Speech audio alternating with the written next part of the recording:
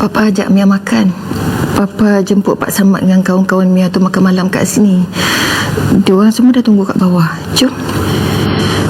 Itu semua kawan-kawan Papa, bukan kawan aku. Muka aku ni layak ke berkawan dengan orang kampung? Tak apalah, Mia penat kan. Mia rehatlah. Makcik bagi tahu Papa ya. Kau pekak ke apa ni? Aku cakap lain, kau cakap lain.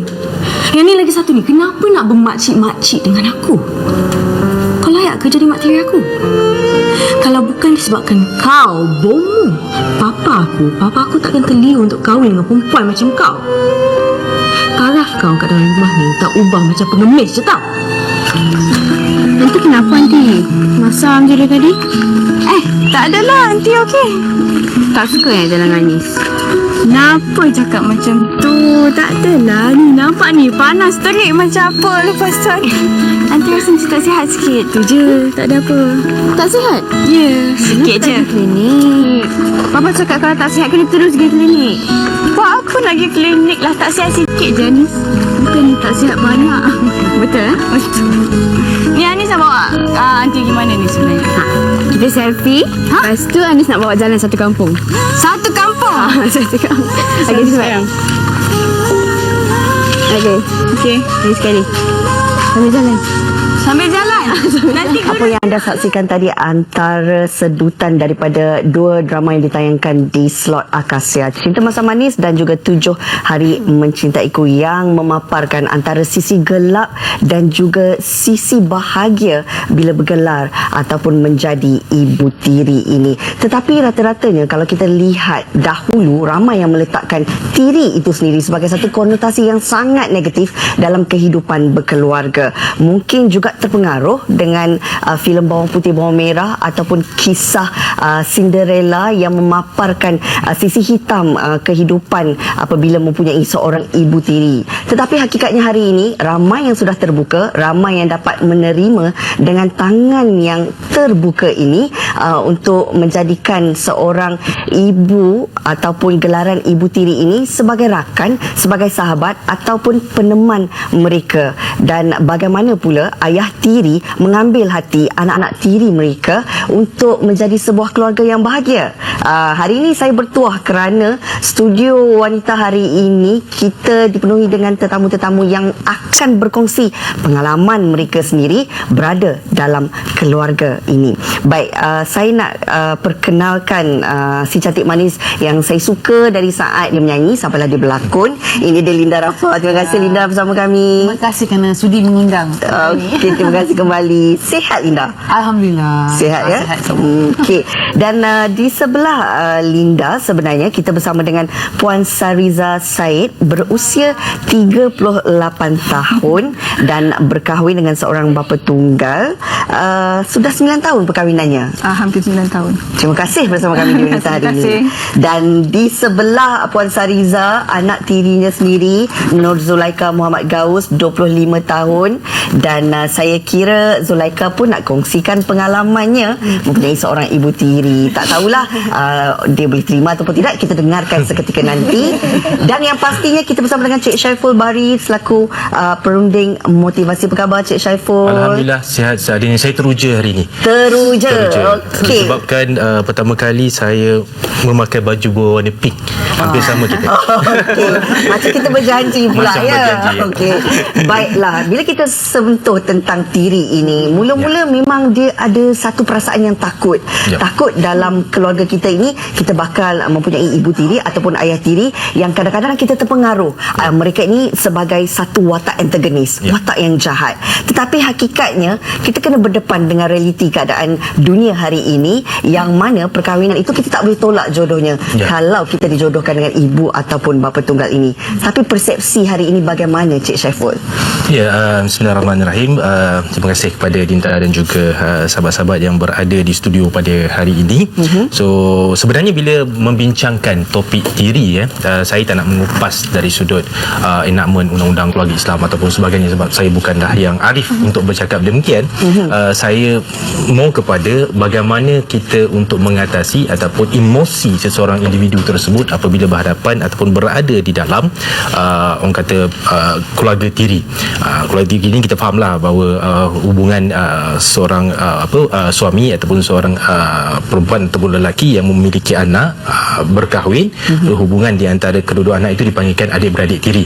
Okey, baik, saya tak nak kupas berkaitan dengan itu. Namun persoalannya seperti video ataupun tontonan yang kita lihat tadi itu mungkin dulu-dulu purba kala punya situasi. Sekarang dah banyak berubah, alhamdulillah, because saya rasa masyarakat dah banyak terdedah dengan ilmu pengetahuan dan juga dihidangkan dengan perkara-perkara yang baik, yang positif. Secara tak langsung dia mempengaruhi minda masyarakat pada masa kini. Dan apabila menyentuh tentang tiri ni, Linda dan sahabat-sahabat yang ada di sini, 3 kelompok, 3 golongan yang akan terkesan apabila sesebuah institusi keluarga tersebut berubah.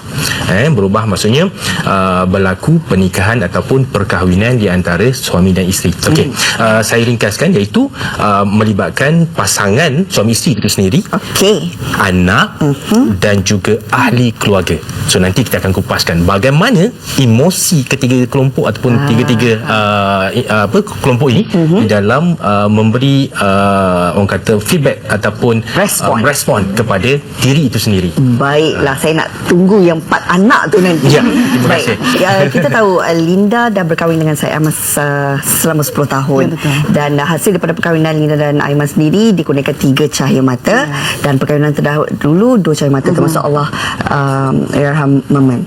Tapi kalau kita lihat kan, saya memandang Syed Aiman tu dari riak wajahnya seorang ayah yang lemah lembut, yang rapat dengan anak. Saya tak tahulah kalau dia ada sifat ketegasan dan mungkinlah ada garangnya sedikit. Tapi bagaimana saat pertama kali memperkenalkan dia kepada anak Linda? Okey, macam Linda punya situation, masa Linda kenal dengan Syed, masa tu 10 tahun yang lalu, Syed pun muda lagi, Linda pun dia masih muda lagi, dan anak-anak Linda masih kecil. Masa tu arwah Memen baru 3 tahun, abang dia dalam 5 tahun.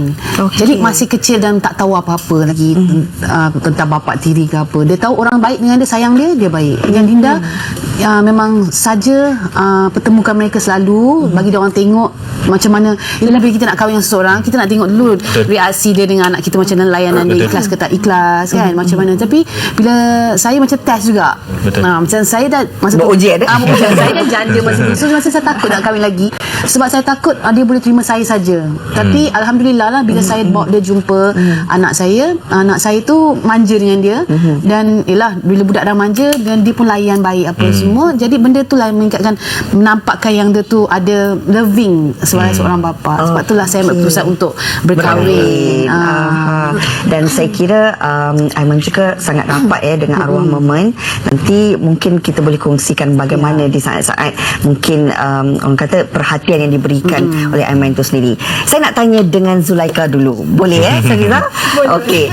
Zulaika, saat kali pertama ayah memberitahu nak berkahwin dan Zulaika bakal mempunyai ibu tiri, apa persepsi Zulaika?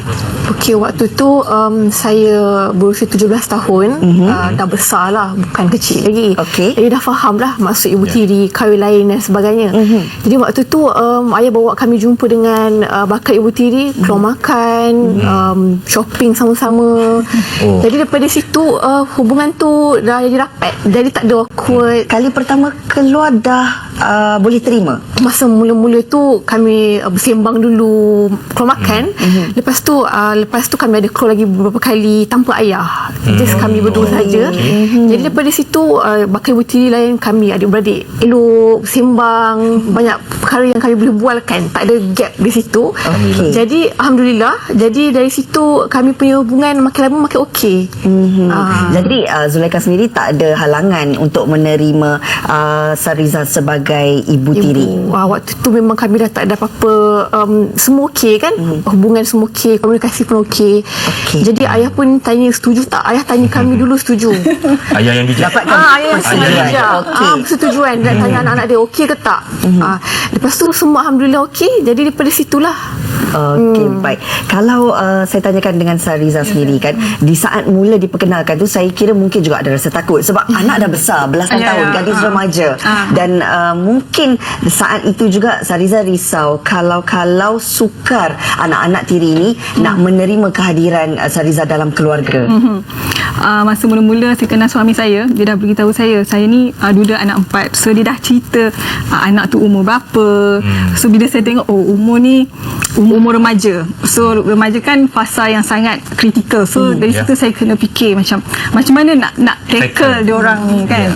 Tapi selalunya isu-isu remaja ni biasalah, budak-budak sekolah apa semua, daripada situ kita berbual lah dengan dia orang, apa semua ada je yang boleh dibualkan. So dah lama tu keluar sekali, macam dulu kalau saya dating dengan suami saya tu memang bawa escort sekali. Kena bawa package lah, bawa 4 orang Package dia sekali datang.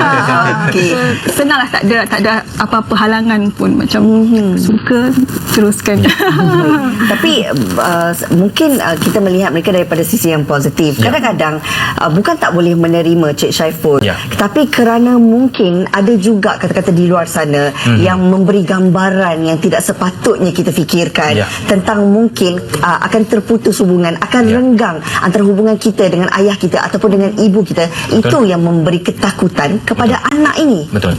So saya tak menafikan, tapi contoh yang seperti Puan Linda dan juga Puan Suriza nyatakan tadi, saya rasa satu contoh yang terbaik, because seperti mana saya katakan, 3 kelompok utama yang akan terkesan dengan perkahwinan campuran ini, yang terutama soal anak.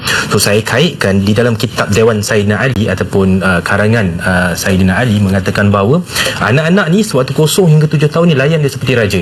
So maknanya kita kena berkasih sayang dengan dia, bermain dengan dia, bermanja dengan dia, lari-lari, kejar-kejar. So cinta-cinta, sangat cium-cium, semua itu cara kita melayan anak di peringkat kosong hingga 7 tahun. Dan Sayyidina Ali mengatakan bahawa apabila anak itu menjangkaui usia 8 hingga 14 tahun, yang ini layan dia dengan cara disiplin ataupun dengan cara melalui akhlak. Jadi maknanya yang salah kita terangkan kenapa salah.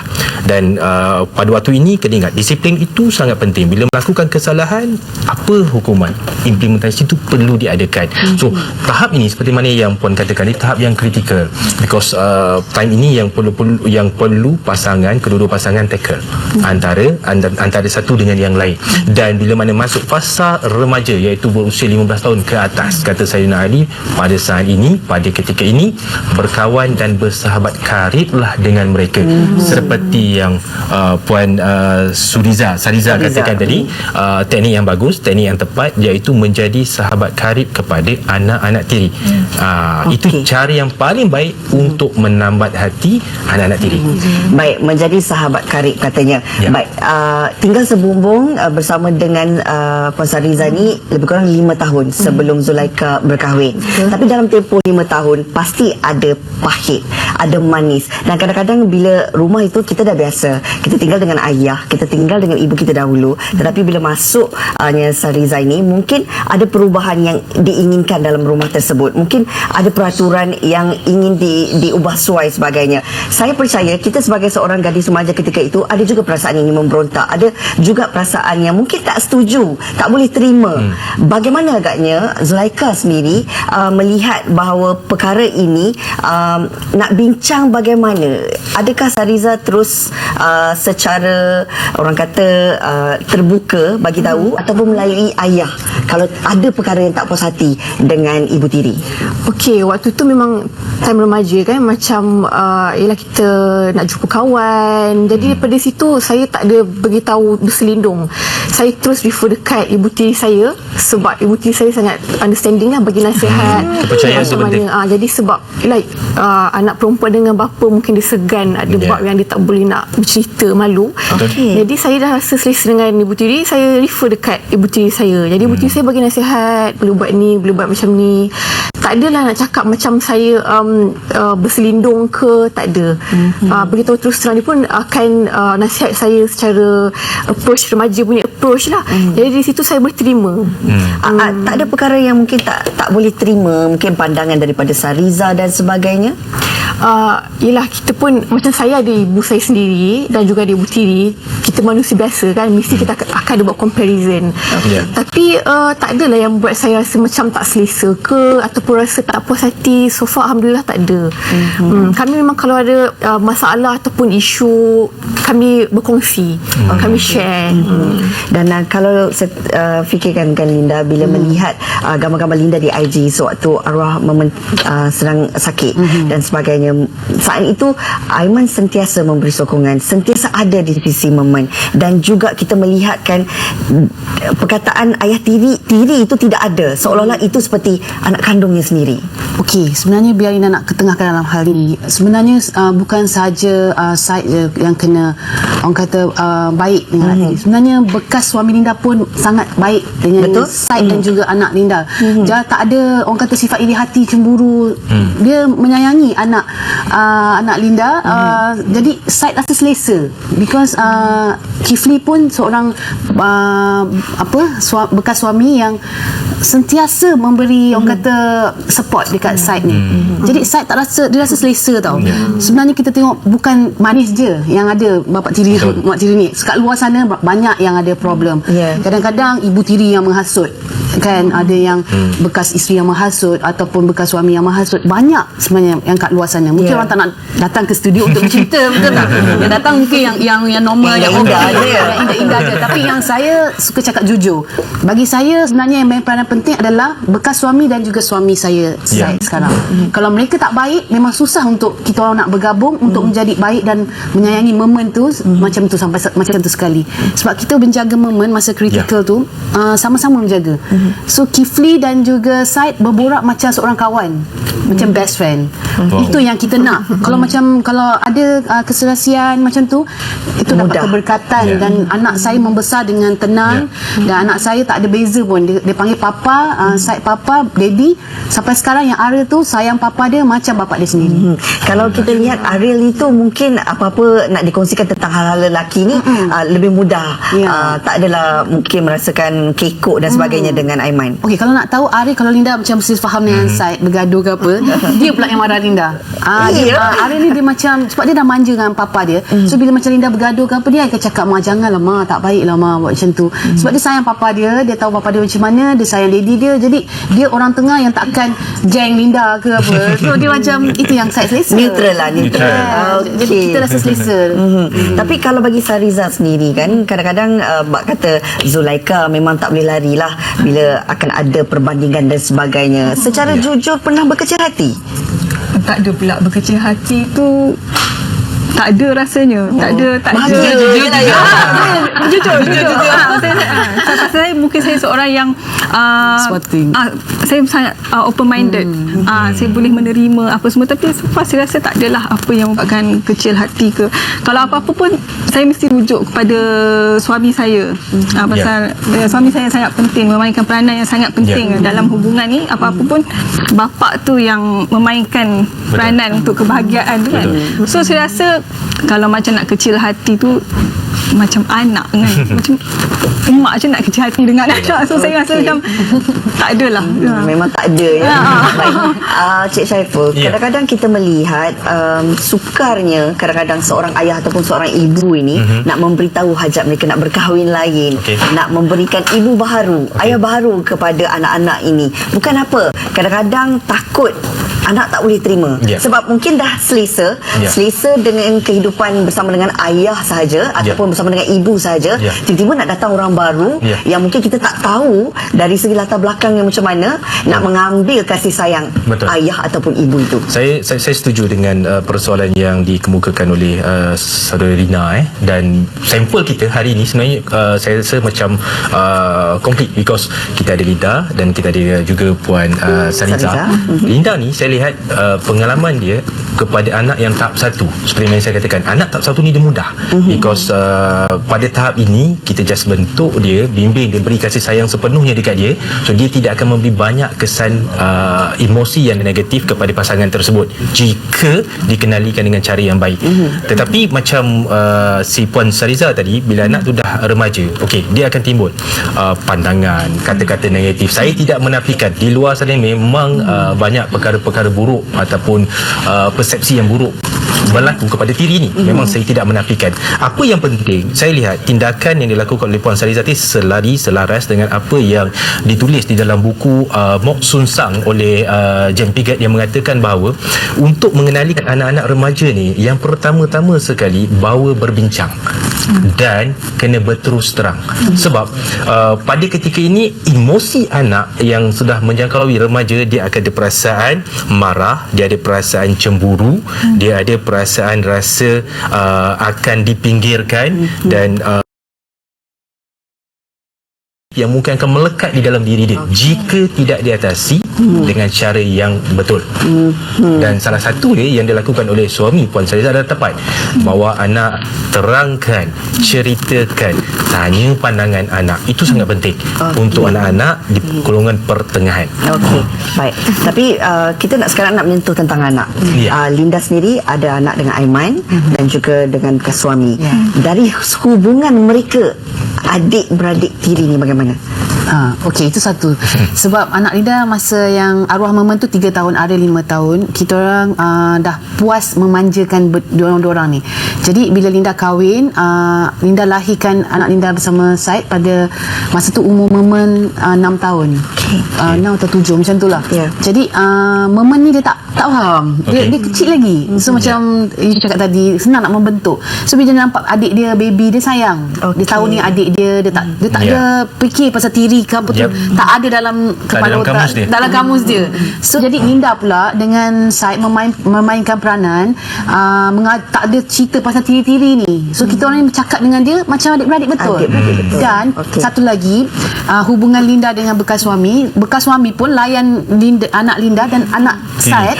Anak Said tu macam anak sendiri. Kalau pergi tengok wayang bawa sama, pergi makan sama-sama. So macam tak ada perbezaan langsung. Jadi diorang tak rasa yang diorang ni dia anak tirikan ke apa ke, tak ada. Sebab tu Ariel begitu mesra dengan Said. Producer cakap bestnya keluarga ni. saya ingat ini kes pertama yang pernah saya dengar sepanjang saya mengenali.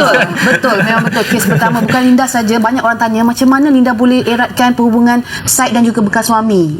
Macam mana itu? Tapi sebenarnya benda ni kuasa Allah dan mereka betul-betul matang. Boleh menerima situasi. Dan mungkin Sariza ada anak seorang bersama dengan Muhammad Gaus kan. Dan mungkin kadang-kadang kita tak sedar kita lebihkan anak kita dan kemudian mungkin sedikit dipinggirkan dengan anak tiri itu. Itu mungkin situasi yang selalu kita dengar. Bila ada anak sendiri ni, fokus tu lebih kepada anak kita.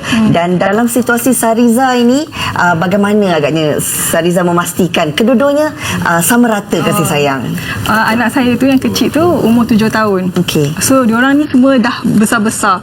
So diorang masa nak dapat adik tu, diorang sangat excited. Dah lama tak ada adik kan? Tak ada adik, so diorang sangat excited. So saya tak ada macam kasih sayang tu dah dapat Khalif tu macam tak sayang diorang ke, tak ada. Yang masa diorang anak saya tu baby, diorang bawa ke rumah Mak Zulaika, kenalkan baby tu. So memang tak ada apa-apa, yang ni sama je. Kasih sayang saya sama je. Alhamdulillah. Dan Zulaika sendiri bagaimana? Sekarang ni dah bertambah pula, dah ada anak sendiri ya? Betul. Dah ada anak sendiri. Mungkin dari segi pengalaman menjaga adik itu digunakan untuk menjaga anak. Sebab waktu tu saya pun dah kira besar kan, waktu dapat adik. Jadi saya selalu juga jaga adik saya waktu kecil. Sebab dulu ibu saya pernah bekerja. Tak ada masalah, selalu buat dia keluar, kami selalu keluar bersama. dah sayang memang macam adik betul. Jadi bila saya dah ada anak, sebab ada pengalaman jaga adik kecil, saya jaga anak saya sama, mereka rapat. Anak saya dengan adik saya rapat, selalu main bersama, keluar sama-sama. Baiklah, mungkin di akhir perbincangan ini Lina mungkin boleh kongsikan kepada mereka yang mungkin ketika ini sedang bercinta, berkasih sayang dengan seorang bapa tunggal ataupun ibu tunggal ini, apa yang perlu ada dalam diri mereka untuk menerima dengan tangan terbuka keluarga tiri ini. Okey, melalui pengalaman Linda lah. Kalau boleh kita nak kahwin tu, kita jangan fikirlah yang dah bekas tu. Sebab kalau kita fikir yang bekas tu, memang kita tak akan kahwin. So jadi kita kena tahu yang suami yang kita nak kahwin tu macam mana hubungan dia dengan bekas isteri ke, bekas suami ke. So maknanya nak tahu hubungan dia macam mana, dan as long dia dengan kita okey, dan dia dengan anak-anak kita okey. Itu yang lebih penting daripada kita nak memikirkan pihak ketiga yang mungkin kita tak tahu hati mereka macam mana. Mungkin kadang-kadang ada juga kat luar sana kan, macam-macam kadang-kadang kita tak tahu hati orang yang kat luar sana. Jadi banyak juga yang dah dengar, ada juga kawan-kawan Linda yang kahwin mungkin bekas bini tak puas hati ke kan, dengki sampai main ilmu, semua tu memang ada dengar semua tu. Jadi bagi Linda yang penting kita kenal suami kita. Ya, betul. Dan rumusan daripada Cik Syaiful sendiri berkenaan dengan tiri ini. Okey, saya nak merumuskan bahawa dalam konteks kita membincangkan tiri ini, saya bawa 3 saja perkara yang penting. Yang pertama sekali adalah cari ilmu. Itu yang paling utama. Sebab dengan ilmu, asbab seseorang itu mendapat kemuliaan dan kehinaan. So, dan apa yang kita ada di hadapan kita pada ini adalah kerana ilmu. Mereka berjaya kerana ada ilmu. Itu yang paling penting. Dan yang keduanya, please, tolong saling memahami di antara satu dengan yang lain. Itu paling penting. Jangan memahami sebelum berkahwin saja. Selepas berkahwin tidak memahami. Itu jauhkan sama sekali. Dan yang ketiganya, respect each other. So, maknanya kita hendaklah respect pasangan kita dengan anak tiri dia ataupun dia terhadap anak tiri kita. Ini sangat penting. 3 elemen ini sangat penting untuk mewujudkan keharmonian di dalam sebuah institusi keluarga yang baru. InsyaAllah. Baiklah, dan yang pastinya tak kisahlah sama ada anda ibu tunggal, ayah tunggal, bagaimana sebenarnya anda nak mengadaptasikan diri dalam keluarga yang baru ini, mengambil hati dan teruskan kehidupan agar bahagia dan menjalankan tanggungjawab sebaik mungkin. Setuju ya semua? Terima kasih saya nak ucapkan sekali lagi kepada Linda Rafa, kepada Sariza Said, Nur Zulaika, Muhammad Gaus dan juga Cik Syaiful Bahri Osman bersama kita hari ini berkongsi tentang topik tiri ini. Mudah-mudahan semua penonton wanita hari ini bakal memperoleh manfaat daripadanya. Kita nak berehat seketika, kembali lagi selepas ini bersama dengan Super Child. Wanita hari ini.